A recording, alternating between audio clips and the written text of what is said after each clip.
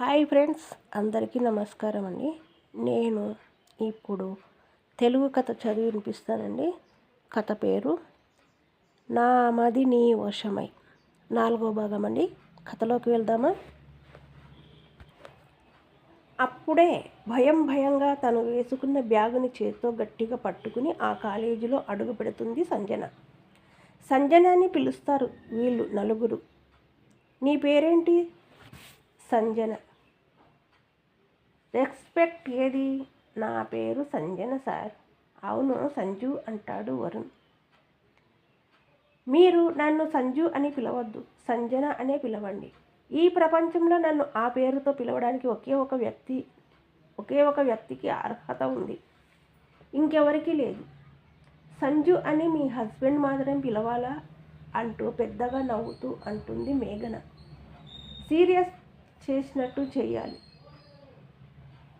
Seniors చెప్పినట్టు చేయాలి, నువ్వు క్వశ్చన్స్ వేయకూడదు అని వార్నింగ్ ఇస్తాడు వరుణ్.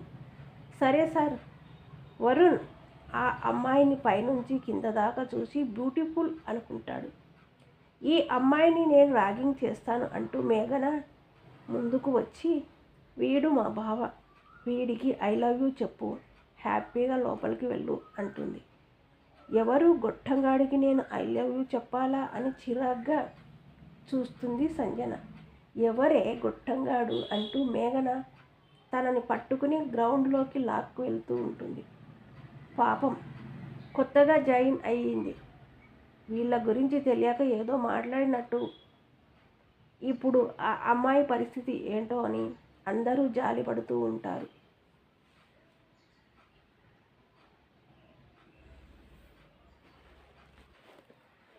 తన పరిస్థితి ఏంటో అంటూ అందరూ జాలిగా చూస్తారు. అంతేకాకుండా తనతో పాటు వెళుతూ ఉంటారు. ప్లే గ్రౌండ్లోకి తీసుకొచ్చి మధ్యలో నిలబెడుతుంది. స్టూడెంట్స్ అందరూ చుట్టూ ఉంటారు, మధ్యలో వీళ్ళు ఉంటారు. నీకు ఎంత ధైర్యం కాకపోతే మా బావని పట్టుకుని గొట్టంగాడు అంటావా? నువ్వు అయిపోయావే ఇవాళ నా చేతిలో. మరి ఎవరో తెలియకుండా ముఖం తెలియని వాడికి పట్టుకొని ఐ లవ్ యూ ఎలా చెప్తారండి? అలాగే ఎవరో తెలియని వ్యక్తికి ఐ లవ్ యూ చెప్పమంటే మీరు చెప్తారా అని ఎదురు క్వశ్చన్ వేస్తుంది సంజన. నన్నే ఇంత మాట అంటావా అంటూ మేఘన ఈగో హర్ట్ అయింది. వచ్చి సంజనని కొట్టడానికి చేయి పైకెత్తింది. తనని కొట్టకుండా చేయి పట్టుకుని ఆపుతుంది సంజన. ఈ కాలేజీలో మేము ఆడింది ఆట, పాడింది పాట, అలాంటిది అందరి ముందు నా చెయ్యి పట్టుకుంటావా అంటూ కోపంగా సంజన వైపు చూస్తుంది మేఘన. మీరు ఎలాగైనా ఉండండి, నాకు సంబంధం లేదు. నేను ఏ తప్పు చేశానని నన్ను కొట్టడానికి చెయ్యెత్తారు అంది. మా బావకి ఐ లవ్ యూ చెప్పు. నేను చెప్పను. నేను కాదు, ముఖం తెలియని మగాడికి ఏ అమ్మాయి కూడా ఐ లవ్ యూ చెప్పదు. మీరు ఇలా చేస్తే నన్ను ప్రిన్సిపాల్కి కంప్లైంట్ ఇస్తాను అంటుంది సంజన. ప్రిన్సిపాల్కి కంప్లైంట్ ఇస్తాను అనగానే వీళ్ళందరూ నవ్వుతారు. అలాగే వరుణ్ భజన బ్యాచి కూడా అక్కడికి చేరి ఇంకా పెద్దగా నవ్వుతున్నారు. వీళ్ళందరూ ఎందుకు నవ్వుతున్నారు అర్థం కాలేదు. అర్థం కాక అయోమయంగా చూస్తూ ఉంటుంది సంజన. ఏంటమ్మా, కాలేజీ ప్రిన్సిపాల్కి కంప్లైంట్ చేస్తావా? ఈ కాలేజీ మాది. నువ్వు ఎక్స్ట్రాలు చేసావనుకో కాలేజీలో అడుగు కూడా పెట్టకుండా బయటికి నెట్టేస్తాను, అర్థమైంది కదా? అది మా లెవెల్. నోరు మూసుకుని మా బావకి ఐ లవ్ యూ చెప్పు. నేను ప్రాణానికి ప్రాణంగా ప్రేమించి నన్ను ప్రాణంగా చూసుకునే వ్యక్తికి మాత్రమే ఐ లవ్ యూ చెప్తాను, అంతేకాని ఎవరో తెలియని ఇలాంటి వాళ్ళకి నేను చెప్పను అని సంజన కూడా మొండిగా చెప్తుంది. బాగా చదివి ఏదో సాధించాలని ఈ కాలేజీలో జాయిన్ అయ్యావు కదా? అవునండి. నువ్వు క్లాసులో అటెండ్ అవ్వాలి అంటే మా బావకి ఐ లవ్ యూ చెప్పు, లేదంటే ఇవాళ నేను క్లాసుకి పంపించను, ఇక్కడే ఉండాల్సిందే. నా ప్రాణం పోయినా నేను చెప్పను అని మొండిగా అంటుంది Sanjana. Okay, thanks, very good. నీకు రెండే ఆప్షన్స్. ఒకటి, మా బావకి ఐ లవ్ యూ చెప్పే లోపలికి వెళ్ళడం, లేకపోతే ఈ రోజంతా ఎన్ని క్లాసులు జరుగుతాయో అన్ని క్లాసుల వరకు ఇదే గ్రౌండ్లో ఎండలో నిలబడి ఉండాలి. వరుణ్ కూడా ఇలాంటి పనిష్మెంట్ తీసుకోవడం దేనికి, సింపుల్గా ఐ లవ్ యూ చెప్పొచ్చు కదా అన్నట్టు చూస్తున్నాడు. ఆ మాట వినగానే అక్కడ ఉన్న వాళ్ళందరికీ సంజన మీద జాలి కలుగుతుంది. ఎవరికి కూడా వీళ్ళ కింద ప్రిన్సిపాల్కి కంప్లైంట్ ఇచ్చే ధైర్యం లేదు. అసలు వీళ్ళ మీద యాక్షన్ తీసుకునే ధైర్యం ఆ ప్రిన్సిపాల్ గారికి కూడా లేదు. ఏంటి రోజంతా ఎండలో నిలబడాలా అంటూ భయపడుతుంది సంజన. సంజన ఫేస్లో భయాన్ని చూడగానే మేఘన ఈగో సాటిస్ఫై అవుతుంది. ఆలోచించుకో, ఏం చేస్తావు? ఐ లవ్ యూ అని ఒక మాట చెప్తే నువ్వు లోపలికి వెళ్ళొచ్చు, లేదంటే రోజంతా ఇక్కడే ఉండాలి. సంజన ఒకసారి గట్టిగా ఊపిరి తీసుకుని, ఓకే మేడం, నేను ఎవరికి ఐ లవ్ యూ చెప్పను అని వరుణ్ వైపు చూసి కోపంగా చెప్పి, నేను ఇక్కడే ఉంటాను, మీరు చెప్పినట్టు ఈవినింగ్ వరకు ఇక్కడ నిలబడి ఉంటాను. ఏంటి, ఇక్కడ ఉంటావా అని మేఘన బ్యాచ్తో పాటు వాళ్ళ ఫ్రెండ్స్, మిగతా స్టూడెంట్స్ అందరూ కూడా ఆశ్చర్యపోతారు. చెప్పాను కదా, నన్ను ప్రాణంగా ప్రేమించే వాడికి మాత్రమే ఐ లవ్ యూ చెప్తాను, ఇలా ఎవరికి పడితే వాళ్ళకి చెప్పను అంటూ వరుణ్ వైపు కోపంగా చూసి, మీ అందరూ వెళ్ళొచ్చు, నేను ఇక్కడే ఉంటాను, ఈ పనిష్మెంట్కి నేను రెడీ, అంతేకాని ఐ లవ్ యూ మాత్రం చెప్పను. ఈ అమ్మాయి ఏంటి ఇంత మొండిగా ఉంది, ఒక్క మాట చెప్తే అయిపోతుంది కదా, అనవసరంగా సాయంత్రం దాకా ఎండలో నిలబడి ఉండాలా అంటూ అందరూ తన వైపు జాలిగా చూస్తూ అక్కడి నుంచి వెళ్ళిపోతారు. మేఘన బ్యాచ్ కూడా బయటకు వెళ్తుంది. తను ప్లే గ్రౌండ్ నుంచి తప్పించుకుని పోకుండా ఒక అమ్మాయిని అక్కడ కూర్చోబెట్టి కాపలాగా ఉంచి మరి వాళ్ళ బావ చెయ్యి పట్టుకుని వెళ్తుంది మేఘన. మేఘన గర్వంగా సంజన వైపు చూస్తూ వెళ్తుంది. చూశారు కదా, మాతో కొంచెం జాగ్రత్తగా ఉండండి, ఎక్స్ట్రాలు చేసింది కాబట్టి దానికి పనిష్మెంట్ ఇచ్చాను, సాధ్యమైనంత వరకు మాతో పెట్టుకోకుండా ఉంటే మంచిది అంటూ గర్వంగా శాలిని, మాలిని, వరుణ్, మేఘన కలిసి వెళ్తుంటారు. ఓ అమ్మో, దీనితో మనకెందుకులే, తన విషయాలు పట్టించుకోకుండా ఉంటే చాలు అని కొంతమంది అక్కడి నుంచి వెళ్ళిపోతారు. మరికొందరు పాపం అనే సంజన పరిస్థితి చూసి జాలిపడతారు. రోజులాగే లేచి తన బాల్కనీలోకి వెళ్ళి రోజు ఫ్లవర్ కట్ చేసి తీసుకోండి అని తనకిస్తాడు. థ్యాంక్స్ అనే నవ్వుతూ తీసుకుంటుంది. తను అలా నవ్వుతూ ఉంటే అలాగే చూడాలనిపిస్తూ ఉంటుంది రణవీర్కి. ఇక ఇద్దరూ కలిసి బ్రేక్ఫాస్ట్ చేయడానికి వస్తారు. అక్కడ ఇడ్లీ చూడగానే ఏమీ మాట్లాడకుండా తినడం మొదలు పెడతాడు రణవీర్. ఇదేంటి, వచ్చిన దగ్గర నుంచి రోజు ఇడ్లీని పెడుతున్నారు అనుకొని ఇంకొక బాక్స్ మూత తీసి చూసేసరికి దోశలు కనిపిస్తాయి. వెంటనే రణవీర్కి కూడా ఒక దోశ వేసి తను కూడా ప్లేట్లో దోశ పెట్టుకుంటుంది. రణవీర్తో పాటు ఇంట్లో ఉన్న అందరూ ఆశ్చర్యంగా చూస్తారు. ఏంటి అలా చూస్తున్నారు, దోశ బాగుంటుంది తినండి అంటూ తను తింటూ చెప్తుంది. అప్పుడే అక్కడికి వచ్చిన నందిని రణవీర్ ప్లేట్లో ఉన్న దోశను చూసి, వాడికి దోశలు పెట్టింది ఎవరు అంటూ గట్టిగా అరుస్తుంది. ఆ అరుపుకి అందరూ ఒక్కసారిగా భయపడతారు. వీళ్ళిద్దరు కూడా లేచి నిలబడతారు. ఎవరు పెట్టారు అని మళ్ళీ అడుగుతుంది. పని వాళ్ళందరూ ఒక్కసారిగా సౌజన్య వైపు చూస్తారు. కోపంగా సౌజన్య దగ్గరికి వస్తుంది నందిని. ఇవాళ ఈ అమ్మాయి గారి పని అవుట్ అనుకుంటూ ఉంటారు పని వాళ్ళందరూ. ఎందుకు ఇంత కోపంగా ఉందో, తను ఏం తప్పు చేసిందో అర్థం కాక అయోమయంగా చూస్తూ ఉంటుంది సౌజన్య. నువ్వేనా వాడికి దోశలు పెట్టింది?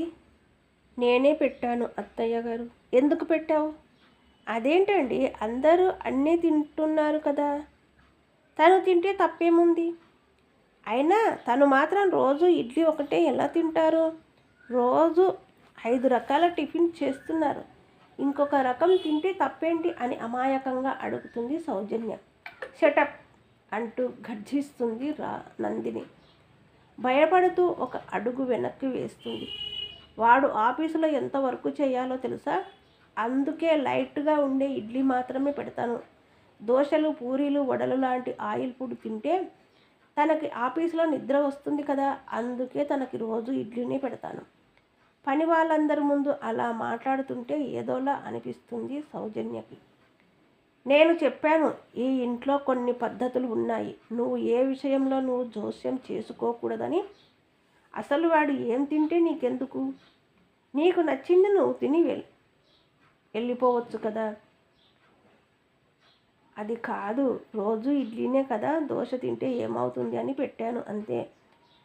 నా మాట అంటే లెక్క లేకుండా పోయిందా? అందరితో పాటు తను కూడా ఇంకా ఏదైనా తింటే బాగుండు అనుకుని పెట్టాడు.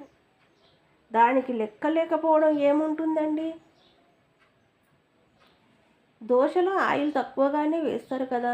బయట తెప్పించిందైతే కాదు, ఇంట్లో తయారు చేసిందే కదా.